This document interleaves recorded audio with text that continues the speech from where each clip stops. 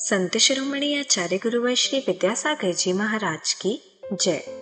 नवाचार्य श्री समय सागर जी महाराज की जय। अरहम योग प्रणेता पूज्य गुरुवर श्री प्रणम्य सागर जी महाराज की जय। ओम अरहम नमः। स्वाध्याय प्रेमी बंधुओं, आप सभी का आचार्य उमा स्वामी द्वारा विरचित गागर में सागर भरने वाले अनोखे ग्रंथ श्री तत्वार्थ सूत्र ग्रंथराज जी के स्वाध्याय में स्वागत है। 7 तत्वों और रत्नत्रय से गूंथे इन अनुपम सूत्रों में अब हम आ गए हैं जीव तत्व के लिए सम्यक चारित्र रूप अपनाने योग्य संवर और निजरा तत्व में। नौ तत्वों को ही आचार्य ने उपादेय अर्थात ग्रहण करने योग्य बताया है। और अब हम अपने अतिशय पुण्य फल से इस उपादेय विज्ञान अध्याय 9 के स्वाध्याय में जिनेंद्र भगवान द्वारा बताए गए वास्तविक मोक्ष मार्ग अर्थात दिगंबर साधु की चर्या को जानेंगे। जो नए स्वाध्याय प्रेमी अब हमारे साथ जुड़ रहे हैं, वह पुराने स्वाध्याय के छूटने का विकल्प न करें। निश्चिंत भाव से स्वाध्याय करें। मुनिश्री की सरस सरल वाणी में उन्हें यह जटिल विषय भी बड़ी आसानी से समझ में आ जाएगा। स्वाध्याय प्रारंभ करने से पहले हम अध्याय 9 का सूत्र पाठ कर लेते हैं ताकि हम इन्हें कंठस्थ कर सकें।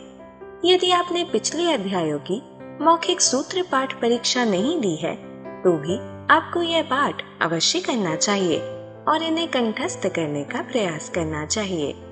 मोक्ष मार्गस्य नेतारं भेत्तारं कर्म भूव्रतां ज्ञातारं विश्वतत्त्वानां वन्दे तद्गुणलब्धये।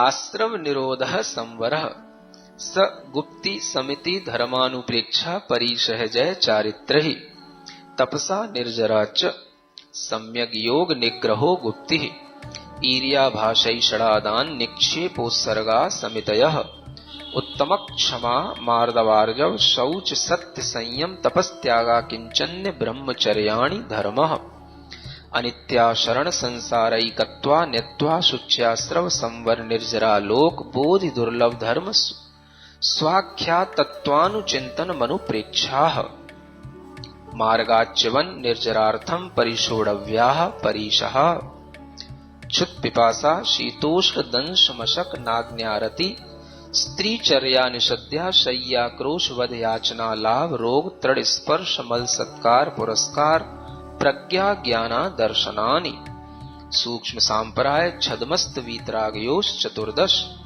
एकादश जिने बादर सांपराये सर्वे ज्ञानावर्णे प्रज्ञा ज्ञाने दर्शन मोहांतराययो रदर्शना लाभौ चारित्र मोहे नाग्न्यारति स्त्री निसद्या क्रोश याचना सत्कार पुरस्काराः वेदनीये शेषाः एकादयो भाज्या युगपदे कस्मिन्नई कौन विंशतेः सामायिकच्छेदोपस्थापना परिहार विशुद्धि सूक्ष्म सांपराय यथाख्यात मिति चारित्रम् अनशनाव मौदर्य वृत्ति परिसंख्यान रस परित्याग विविक्त शय्यासन कायक क्लेशा वायम तपः प्रायश्चित्त विनय वैयावृत्त स्वाध्याय वित्सर्ग ध्यानान्युत्तरम नव चतुर्दश पंच द्विभेदा यथाक्रमं प्राक ध्यानात् आलोचना प्रतिक्रमण तदुभय विवेक व्युत्सर्ग तपश्छेद परिहारोपस्थापनाः ज्ञान दर्शन चारित्रोपचाराः आचार्योपाध्याय तपस्वी शैक्ष्य ग्लान गण कुल संग साधु मनोज्ञानाम् वाचना पृच्छनानुप्रेक्षाम्नाय धर्मोपदेशाः बाह्याभ्यन्तरोपद्यो उत्तम सहननस्यैकाग्रचिन्ता निरोधो ध्यान मान्तर मुहूर्तात् आर्त रौद्र धर्म्य शुक्लानि परे मोक्ष हेतु आर्त ममनोज्ञस्य संप्रयोगे तद विप्रयोगाय स्मृति समन्वाहारः विपरीतम मनोज्ञस्य वेदनायाश्च निदानं च तदविरत देश विरत प्रमत्त संयतानां हिंसा नृतस्तेय विषय संरक्षणेभ्यो रौद्रमविरत देश विरतयोः आज्ञापाय विपाक संस्थान विचयाय धर्म्यम शुक्ले चाद्ये पूर्वविदः परे केवलिनः पृथक्त्वैकत्व वितर्क सूक्ष्म क्रिया प्रतिपाति विपरीत क्रिया निवर्तीनि त्रिएक योग काय योगा योगानाम एकाश्रये सवितर्क विचारे पूर्वे अविचारम द्वितीयम् वितर्कः श्रुतम् विचारोर्थ व्यंजन योग संक्रांति सम्यक दृष्टि श्रावक वीरतानंत वियोजक दर्शन मोह छपकोप समकोप शांत मोह छपक क्षीण मोहजना क्रमशो संख्ये गुण निर्जराः पुलाक बकुश कुशील निर्ग्रंथ स्नातकाः निर्ग्रंथाः संयम श्रुत प्रतिसेवना तीर्थ लिंग लेश्योपपाद स्थान विकल्पतः साध्याः इति तत्वार्थ सूत्रे नवमोऽध्याय। पूज्य मुनि श्री कहते हैं कि सिर्फ सूत्र के पाठन से ही हमारी विशुद्धि कई गुना बढ़ जाती है। प्रायश्चित के प्रकरण में हमने जाना गुरु प्रायश्चित में अनशन, ऊनोदर, रस परित्याग, वृत्ति परिसंख्यान, विविक्त शय्यासन, काय क्लेश कोई भी तप दे सकते हैं। रस परित्याग मिलने पर साधक श्रावकों को नहीं बताते कि हमारे रसों का त्याग है, बल्कि उन्हें जो मिलता है वह लेकर आ जाते हैं। काय क्लेश करते हुए धूप में या ठंडी में बाहर खड़े रहना आदि कई प्रकार के तप प्रायश्चित में दिए जाते हैं। जैसे ऑपरेशन थिएटर के बाहर कोई रिलेटिव खड़ा हो तो चीर फाड़ करना उसे निर्दयता लगेगी और वह ऑपरेशन होने नहीं देगा, इसलिए इलाज एकांत में होता है। वैसे ही प्रायश्चित का निवेदन एकांत में होता है और गुरु दोष को गुप्त रखते हैं। इसी कारण शिष्य उन्हें सब बता पाता है और इसका इलाज भी अच्छे से होता है। जैसे डॉक्टर बाहर की सर्जरी करता है, वैसे ही गुरु अंतरंग चिकित्सा करके अंतरंग से दोषों को निकालने वाले वैद्य होते हैं। जैसे डॉक्टर पेशेंट के अनुसार उसे डोज देता है, वैसे ही गुरु दोष की प्रवृत्ति, यह बार बार दोष कर रहा है या पहली बार हुआ, कितनी बार दोष का निवेदन किया आदि देखकर प्रायश्चित देते हैं। यदि हल्के से काम नहीं बनता तो वे प्रायश्चित की डोज बढ़ाते हैं। प्रायश्चित के 7वें भेद छेद में साधक की तपस्या का, उनकी दीक्षा के समय का छेदन किया जाता है। शिष्य के बड़े बड़े दोष करने पर गुरु को अधिकार होता है कि 20 साल के दीक्षित साधु को वे 15 साल पीछे कर दें, यानी उनकी दीक्षा बस 5 साल की मानी जाए। यह बहुत बड़ा प्रायश्चित होता है। सब लोग उन्हें 20 साल दीक्षित जानेंगे, पर वे खुद को 5 साल दीक्षित ही बताएंगे और 5 साल से पहले दीक्षित सभी को बड़ा मानेंगे। कोई भी जीव दीक्षा लेते ही एकदम से शुद्ध नहीं हो जाता, गलतियां होती रहती हैं। गुरु अपराधों के लिए प्रायश्चित देकर संघ में उपस्थापना और स्थितिकरण करते रहते हैं। इसे ही छेदोपस्थापना चरित्र कहते हैं। गलती करने और उसे मानने में अंतर होता है। जो गलती करके उसे स्वीकारता है वही अपना अच्छा कर पाता है। इसीलिए हमें डरना नहीं चाहिए कि हमसे गलतियां क्यों हो रही हैं।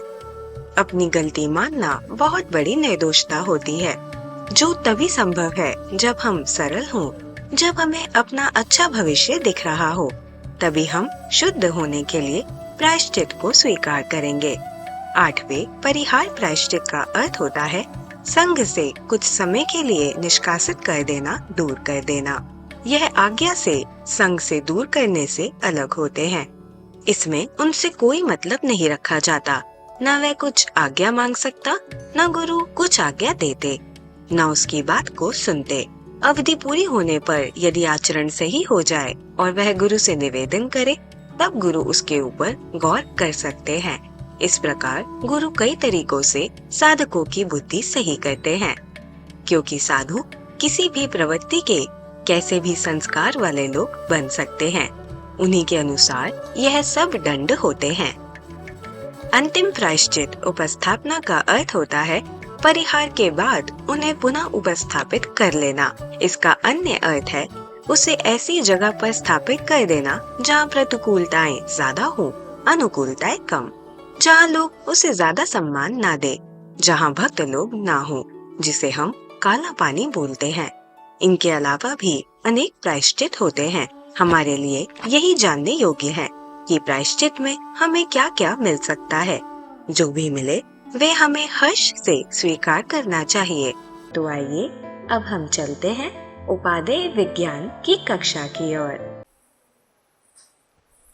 मोक्षमार्गस्य नेतारं भेत्तारं कर्मभूरतां ज्ञातारं विश्वतत्त्वानां वन्दे तद्गुणलब्धये।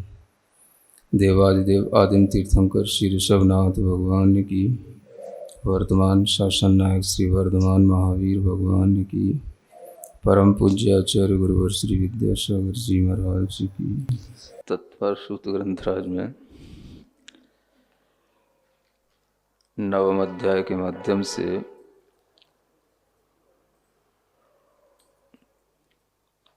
तपों का विशेष रूप से वर्णन करते हुए अंतरंग तप के भेदों को बताया जा रहा है। प्रायश्चित्त के भेदों को बताने के बाद में विनय नाम का जो तप है उसको बताने के लिए यह सूत्र आगे आ रहा है। ज्ञान दर्शन चारित्रोपचाराः, यह 4 प्रकार की विनय बताई जाती है यहाँ। ज्ञान विनय, दर्शन विनय, चारित्र विनय और उपचार विनय।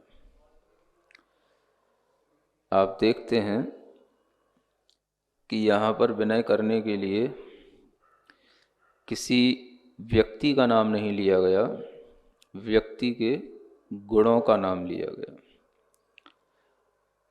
चूँकि यह जैन दर्शन की विशेषता है कि यहाँ पर गुणों को ही नमस्कार किया जाता है, गुणों की ही विनय की जाती है।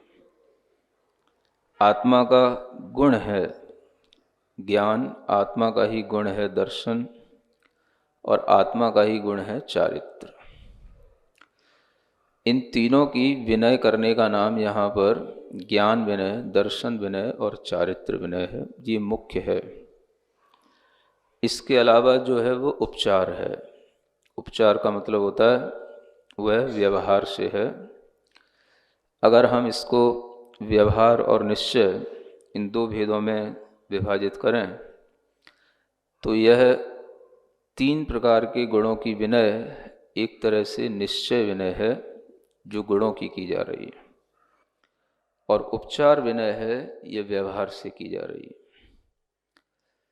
विनय भी एक अंतरंग तप है, और जैसा कि वैयावृत्ति में बताया था कि वैयावृत्ति में भी जीव क्रियाएं तो बाहर से करता है, लेकिन वह अपने मन को बहुत ही भीतर से जब बदलता है, मन को परिवर्तित करके ही वह इस तरह की क्रियाओं में संलग्न होता है, तो उसके माध्यम से जो उसकी इच्छा का रुकना होता है वही एक तप का काम करता है।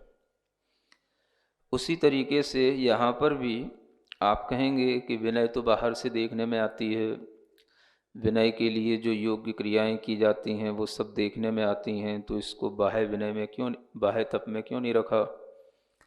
तो ये बाह्य क्रियाओं में देखने में आने के बावजूद भी यह अंतरंग तप इसलिए है क्योंकि यह तप मन के माध्यम से किया जाता है।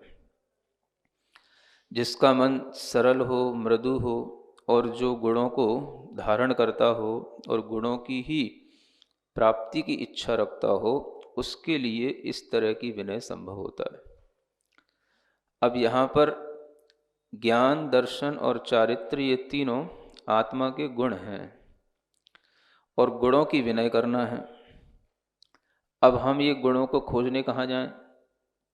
गुण कहाँ मिलेंगे? गुण किसी दुकान पे तो मिलेंगे नहीं। गुण तो है नहीं है ये क्या है? गुण है। गुण का मतलब यह आत्मा के ही गुण हैं, तो आत्मा में ही मिलेंगे। जो चीज़ जहाँ रहती है वो चीज़ वहीं मिलती है।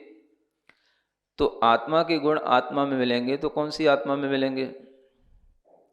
जिस आत्मा में इन गुणों को प्रकट किया गया हो, जिन आत्माओं ने इन गुणों को अपने अंदर आराधना के रूप में रखा हो, उनके लिए उन गुणों की प्राप्ति के लिए हर तरह से प्रयत्न किया हो, तो उन आत्माओं में ही ये गुण संभव हैं। तो ज्ञान जो सामान्य तो सबके पास में होता है, आत्मा का स्वभावभूत गुण है ज्ञान गुण। अगर हम यूं कहें कि ज्ञान की विनय करने को कहा गया है, तो ज्ञान गुण की विनय करने को कहा गया है, तो आत्मा का ज्ञान गुण तो हर आत्मा के पास है। तो वो चाहे आत्मा एक इंद्रिय रूप में हो, वृक्ष रूप में हो, चाहे पृथ्वी रूप में हो, फिर तो हर आत्मा को ज्ञान का विनय करने के लिए हम किसी भी तरह से नमस्कार करें, कुछ भी करें, तो ये प्रसंग आ जाएगा। जबकि यहाँ ये बात तो है नहीं। तो ज्ञान की विनय का मतलब यहाँ क्या है? जो सामान्य ज्ञान होता है वो अलग, और जो सम्यक ज्ञान होता है वो अलग। तो सामान्य ज्ञान तो सभी के पास में होता है, लेकिन सम्यक ज्ञान सभी के पास में नहीं होता। तो विनय प्रारंभ होती है सम्यक ज्ञान से, और वह विनय बढ़ती चली जाती है जैसे जैसे उसके साथ में चारित्र का पुट आता जाता है। चारित्र की वृद्धि के साथ में भी ज्ञान में पूज्यता आती चली जाती है। ज्ञान भी अपने स्थान में रहते हुए भी वो और अधिक मान्य होता चला जाता है। तो ज्ञान से मतलब यहाँ पर ज्ञान की विनय है, और ज्ञान की जब विनय है तो ज्ञान जहाँ पे रहता है उसकी भी विनय हो गई। क्योंकि आपने एक सूत्र कभी पढ़ा हो रत्नकंठ श्रावकाचार्य का, न धर्मो धार्मिकैर विना। क्या कहा गया है? न धर्मो धार्मिकैर विना। धर्म कभी भी धार्मिक के बिना नहीं होता है।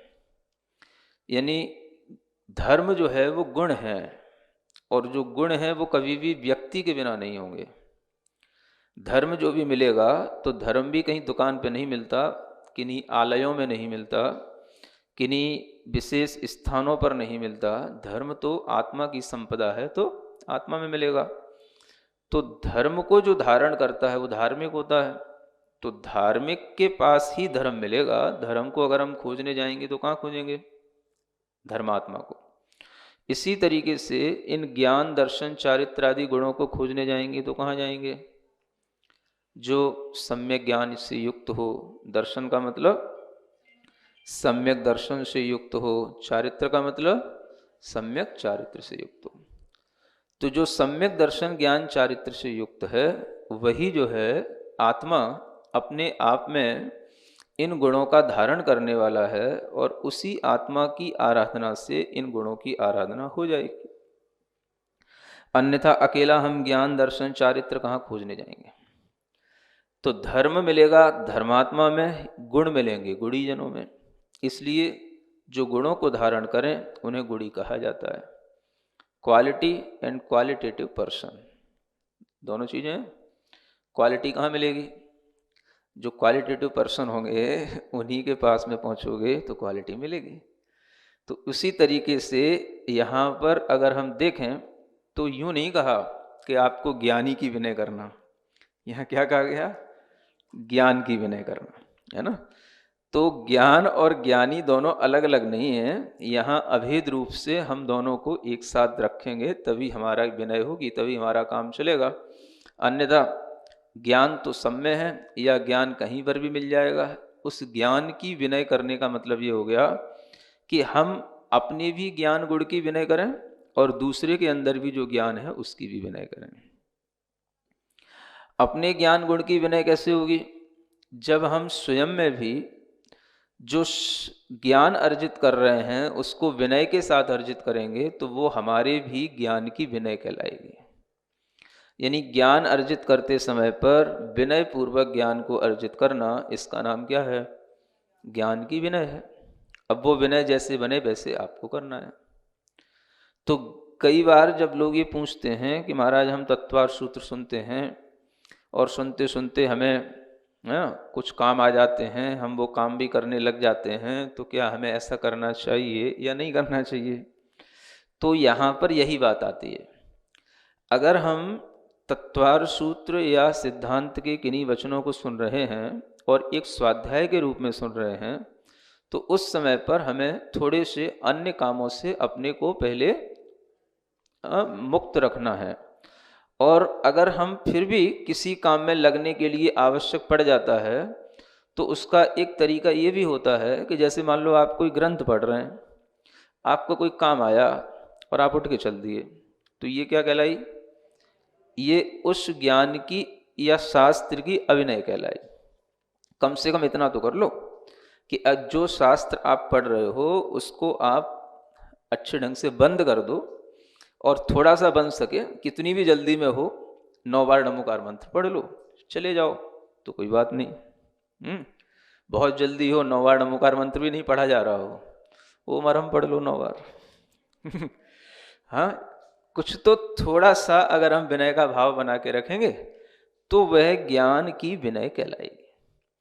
इसी तरीके से जिन्हें ऑनलाइन सुनते हुए भी कभी कभी कोई काम आ जाते हैं, घर में रहते हैं, कहीं बच्चा चिल्लाने लगा, कहीं पति चिल्लाने लगा, तो कुछ भी काम आ गया और उस समय पर उठ के जाना है, तो हम ये भी कर सकते हैं कि भाई थोड़ी देर के लिए टीवी बंद ही करके चल जाएं, या कोई भी जिस सेटअप से हम देख रहे हैं उसको भी थोड़ा सा विराम दे दें और अपने मन ही मन में 9 बार नमोकार पढ़ करके चले जाएं, तो ठीक है।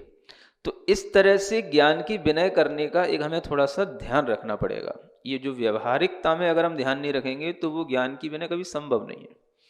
ग्रंथ को रखना है तो ग्रंथ में ज्ञान नहीं है, ग्रंथ से ज्ञान मिलता है। तो ज्ञान की विनय जब हम करेंगे तो ज्ञानी की भी विनय करेंगे, और जब ज्ञान की विनय करेंगे तो जिनसे ज्ञान मिलता है उन शास्त्रों की भी विनय करेंगे। समझ आ रहा? नहीं तो आप कहोगे शास्त्र में तो आत्मा है नहीं और आत्मा में ज्ञान होता है, सो शास्त्र में आत्मा नहीं, आत्मा नहीं है तो वहां पे ज्ञान भी नहीं, तो शास्त्र की क्या विनय करना, ज्ञान की विनय करना कहा गया। और आप ही ने कहा था महाराज ज्ञान तो गुण है और ज्ञान गुण आत्मा में रहता है, तो आत्मा में जो ज्ञान गुण है उसकी विनय करें, शास्त्र की क्या विनय करें। पढ़े लिखे लोगों से बड़ी मुसीबत है ना। वो जितने तर्क दे सकते हैं उनका समाधान हम पहले से ही करने की कोशिश करते हैं कि ताकि आप लोगों की बुद्धि में किसी भी तरीके के विकृति ना आए। तो ज्ञान जिनके पास में वो आत्मा की भी विनय करना, वो आत्मा जिस शरीर में रह रहा है उस शरीर की भी विनय करना, और वो शरीर भी जहां से ज्ञान ले रहा है उन शास्त्रों की भी विनय करना, ये सब आपको करना पड़ेगा। और ये सब जो हम ज्ञान गुण से शुरू करते हुए बाहर बाहर आ रहे हैं ये सब उसी में शामिल है। उपचार में तो उपचार है ही, लेकिन यहां पर ज्ञान में भी ये सब उपचार आपको व्यवहार लगाना पड़ेगा, अन्यथा ये ज्ञान की विनय कभी होने वाली नहीं है। तो जो शास्त्र हैं उन शास्त्रों को पढ़ते हुए इस तरह से अगर हम ध्यान रखें, ज्ञान की विनय करने के लिए अगर हम ये ध्यान रखें कि स्वाध्याय करने से पहले कम से कम हमारे हाथ पैर तो कम से कम शुद्ध होना चाहिए, मुख शुद्धि होना चाहिए, इतना भी अगर हम शुद्धि का भाव रख करके शास्त्र रख करके बैठते हैं, 9 बार नमोकार मंत्र पढ़ते हैं, इस विनय के साथ में जितनी देर तक हम बैठे हैं उतनी देर तक हम एकाग्र हैं, और इस तरह की भावना को रखते हुए जब आप शास्त्र स्वाध्याय का समापन चाहे 10 मिनट में करें चाहे आधा घंटे में करें तो भी वो आपके लिए एक विनय कहलाएगी। तो ये विनय हर गृहस्थ को रखना चाहिए। शास्त्रों को कभी भी पैरों के ऊपर नहीं रखना चाहिए, जमीन पर नहीं रखना चाहिए, शास्त्रों को हमेशा नाभि स्थान से ऊपर रखना चाहिए। इतनी भी विनय का भाव हमारे अंदर हमेशा रहना चाहिए। तो ये विनय हम कहाँ से सीखेंगे? तो इन्हीं शास्त्रों से सीखेंगे, गुरुओं से सीखेंगे। इसलिए इस विनय के भाव में ज्ञान की भी विनय है, जो ज्ञान को धारण किए हैं उन ज्ञानी आत्माओं की भी विनय है, और जिनसे ज्ञान लिया जाता है उन शास्त्रों की भी विनय है। ये सब इसमें इंक्लूड है। केवल हम शब्द को देख करके अर्थ लगाएंगे तो हमारे लिए पूरा अर्थ उससे निकलेगा नहीं। तो ज्ञान का मतलब यहाँ पर 3 चीजें आ गई हैं। ज्ञान, ज्ञान को धारण करने वाला ज्ञानी, और उस ज्ञान के लिए कारण बनने वाले शास्त्र, तीनों की विनय है ना। तो ये भाव ध्यान में रखते हुए हम इस विनय को अंगीकार करें। इसी तरीके से दर्शन, दर्शन का मतलब सम्यक दर्शन से है। दर्शन का मतलब देखने वाले गुण से नहीं है। दर्शन माने सम्यक दर्शन, जिसके अंदर समीचीन श्रद्धा हुआ है उसके प्रति भी विनय का भाव आ जाता है। क्योंकि दर्शन, सम्यक दर्शन अपने आप में इतनी बहुमूल्य चीज है कि जिस आत्मा ने ये सम्यक दर्शन को धारण किया उसका संसार चुल्लू भर रह जाता है। क्या बोलते हैं? हाँ, मतलब कि उसका संसार जो अनंत था वो कितना रह गया? हाँ, मतलब चुल्लू का मतलब होता है अनंत संसार था, अनंत सागर था, ले बस एक हाथ मुट्ठी के बराबर रह गया। तो इसी भाव को ध्यान में रखते हुए जो सम्यक दर्शन के साथ में है, और जिसके साथ में सम्यक दर्शन के साथ सम्यक चारित्र हो, तो फिर उसकी विनय तो और अधिक हो जाती है।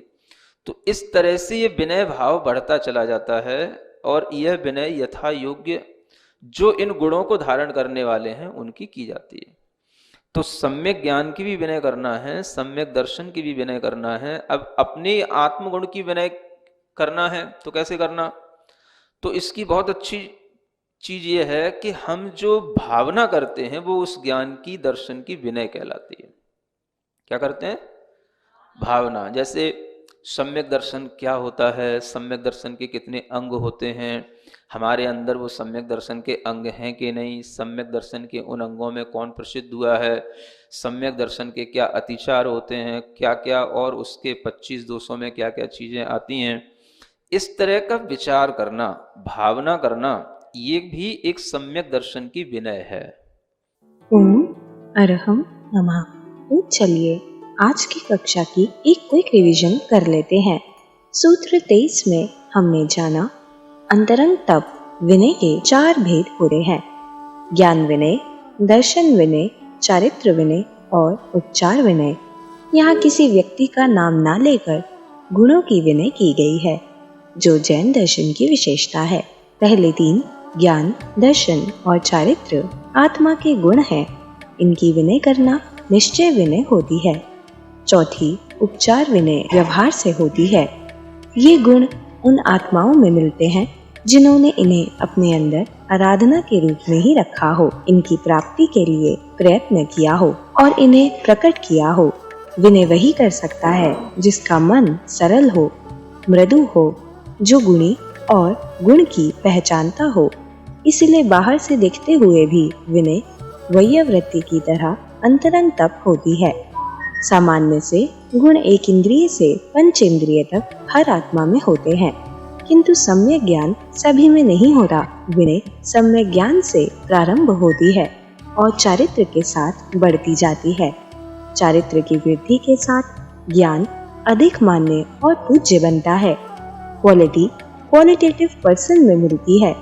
जैसे धर्म किसी स्थान विशेष पर नहीं मिलता, धर्मात्मा में मिलता है, वैसे ही गुण गुणीजनों में रहते हैं, बाहर कहीं नहीं मिलते। गुणीजनों की आराधना से ही गुणों की आराधना होती है, यानी ज्ञान विनय और ज्ञानी विनय दोनों एक ही हैं। ऐसे ही दर्शन विनय और सम्यक दृष्टि विनय, चारित्र विनय और सम्यक चारित्रधारी की विनय एक है। विनय पूर्वक ज्ञान अर्जन करना ज्ञान गुण की विनय होती है। स्वाध्याय रूप में तत्वा सूत्र या अन्य सिद्धांत वचनों को पढ़ते या सुनते हुए हमें अन्य कामों में नहीं लगना चाहिए। ग्रंथ पढ़ते हुए बीच में कुछ काम करने चले जाने से ज्ञान की और शास्त्र की अविनय होती है। हमें उसे अच्छे से बंद करके 9 बार नमोकार मंत्र पढ़कर और यदि जल्दी हो तो 9 बार ओम अरहम पढ़कर ही उठना चाहिए। ऑनलाइन सुनते हुए कोई काम आ जाने पर डिवाइस बंद करके मन में 9 बार नमोकार मंत्र पढ़ लेना चाहिए। ज्ञान की विनय में जिसमें ज्ञान है उस आत्मा की विनय, उस आत्मा के निवास स्थान शरीर की विनय, और वह शरीर जहाँ से ज्ञान ले रहा है उन शास्त्रों की भी विनय आती है। हमें कुआग्रह नहीं करना चाहिए कि शास्त्रों के अंदर तो ज्ञान गुण नहीं है तो विनय कैसी, क्योंकि शास्त्रों से ही हमें ज्ञान मिलता है और व्यवहार पालने से ही हम ज्ञान की विनय कर पाएंगे। हमें हाथ पैर शुद्ध करके मुख शुद्धि करके 9 बार नमोकार मंत्र पढ़कर एकाग्रता से स्वाध्याय करना चाहिए, चाहे थोड़ा और करे या अधिक समय। शास्त्रों को हमेशा नाभि स्थान से ऊपर रखना चाहिए, पैरों पर और जमीन पर नहीं रखना चाहिए। हमें यह विनय का भाव हमेशा रखना चाहिए। यह विनय भी हमें शास्त्र और गुरु सिखाते हैं। दूसरी दर्शन विनय में दर्शन यानी सम्यक दर्शन और जिनके अंदर समीचीन श्रद्धानु हुआ है उनके प्रति विनय का भाव आता है। क्योंकि सम्यक दर्शन बहुमूल्य होता है, सम्यक दृष्टि का संसार चुल्लू भर रह जाता है, यानी अनंत संसार बस एक मुट्ठी के बराबर रह जाता है। जिसमें सम्यक दर्शन के साथ सम्यक चारित्र भी हो, उसके प्रति विनय और अधिक हो जाती है। इस तरह विनय भाव बढ़ता जाता है। अपने आत्मगुण की भावना करने से उसकी विनय होती है। जैसे सम्यक दर्शन क्या होता है, इसके कितने अंग होते हैं, हमारे अंदर ये अंग है या नहीं, इन अंगों में कौन प्रसिद्ध हुआ है, सम्यक दर्शन के क्या अतिचार होते हैं, इनके 25 दोषों में क्या क्या आता है, ऐसा विचार करने से सम्यक दर्शन की विनय होती है। तो चलिए अब हम सभी जड़वाणी स्तुति करेंगे और तत्पश्चात समय होगा आज के सवाल का।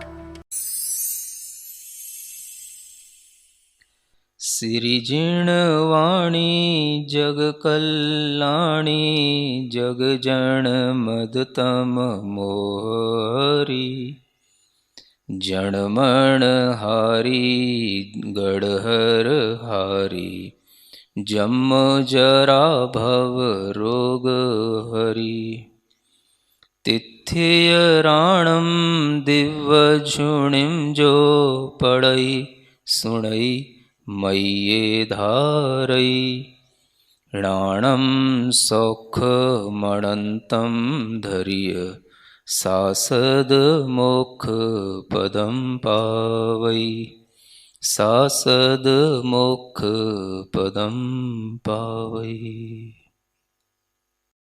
अब समय है आज के प्रतियोगिता प्रश्न में भाग लेकर आकर्षक पुरस्कार जीतने का।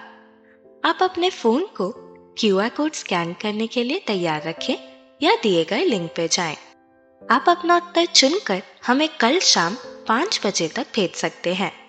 3 भाग्यशाली विजेताओं को मिलेंगे आकर्षक पुरस्कार। विजेताओं का नाम इसी कार्यक्रम में हर रविवार को घोषित किया जाएगा। साथ ही सभी प्रश्नों के सही उत्तर भी बताए जाएंगे। आज का सवाल है, निम्न में से कौन सा विनय का एक भेद नहीं है? संग विनय, ज्ञान विनय, चारित्र विनय, उपचार विनय। अध्याय 9 की कक्षा 34 के आज के सवाल का सही उत्तर है वैद्य के समान। अगर आप किसी कारणवश कोड को स्कैन ना कर पाए हों तो आप क्लास की वेबसाइट पर जाकर भी उन्हें अटेम्प्ट कर सकते हैं। इस लिंक पर जाएं या QR कोड को स्कैन करें।